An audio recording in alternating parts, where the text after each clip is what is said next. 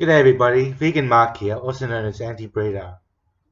In this video I want to take a top list of the greatest sources of bias that I've identified in our culture in general.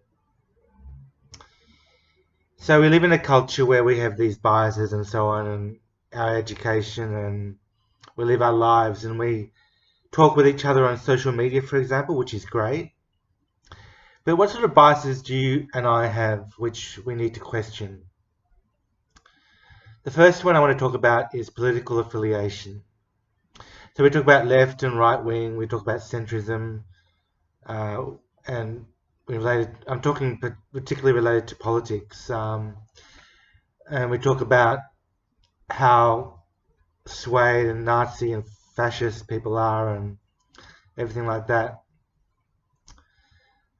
It's pretty straightforward, but politics is a hellhole of disagreement and argument. People just love to bicker, and I don't see much consensus going on, even though there could be more consensus when people actually learn how to align their behaviors with ethics rather than just with politics and political motivations. Number two, patriotism and an unquestioning allegiance to patriotism. So this is like nationalism and stuff. Obviously, Hitler commanded great patriotism of his governance, and I see a similar vein in the United States, where patriotism is a huge thing, even more so than in Australia, which is a country that I'm very gladly not proud of. I'm not proud to be an Australian at all.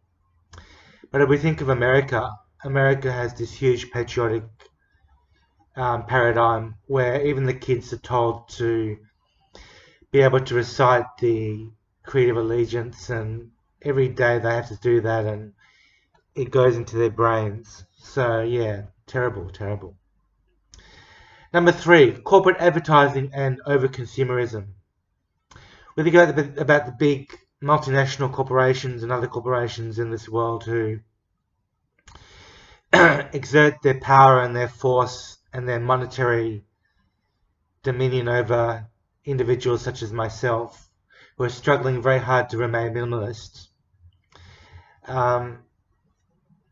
Corporations cloud out our views with advertising everywhere you go, whether it's YouTube or social media or the billboards on the streets, advertising on TV, ad shell,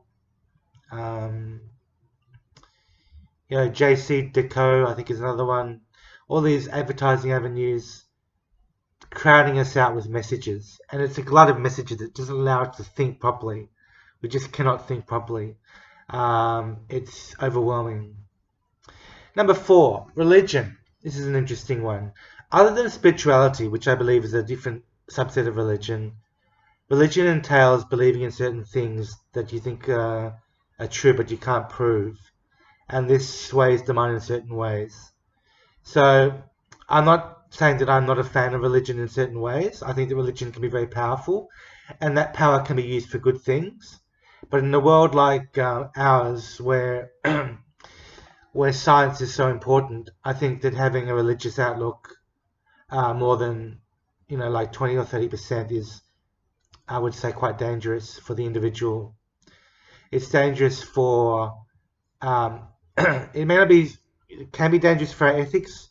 Can be dangerous for other things. It can be a code of living. For some people, religion is a code of living, but for a lot of people, it's a huge distraction from the truth, and that includes things like refusing to become vegan, which is an ideology, not a religion, and refusing to become antinatalist for religious reasons or something like that. I don't know.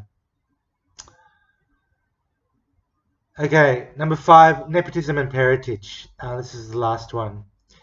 So nepotism means favouring those who are related to you by blood, and parentage is quite similar, of course.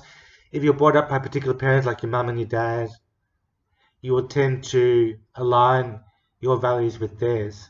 I was very lucky to be brought up in a family, I suppose, where my personal values don't align very closely with my parents. We have very different values. My parents allowed that to happen. They actually caused that to happen because I didn't speak the same language as them other than English. So they spoke Cantonese and Mandarin and everything, and I just spoke English. And that caused us to split in our ideologies, which is a bad thing, but it's also both a blessing and a curse because I believe certain things that they don't believe. And in a family, some certain families, you have to align your values with that of your parents and your brothers and sisters, and that can be very, very dangerous indeed, and very, very constraining. So there you have it, folks. 5 top greatest sources of bias, and I hope you learned something from me today, and I hope that you continue to support this channel. I really appreciate your support, so thank you very much. Bye for now.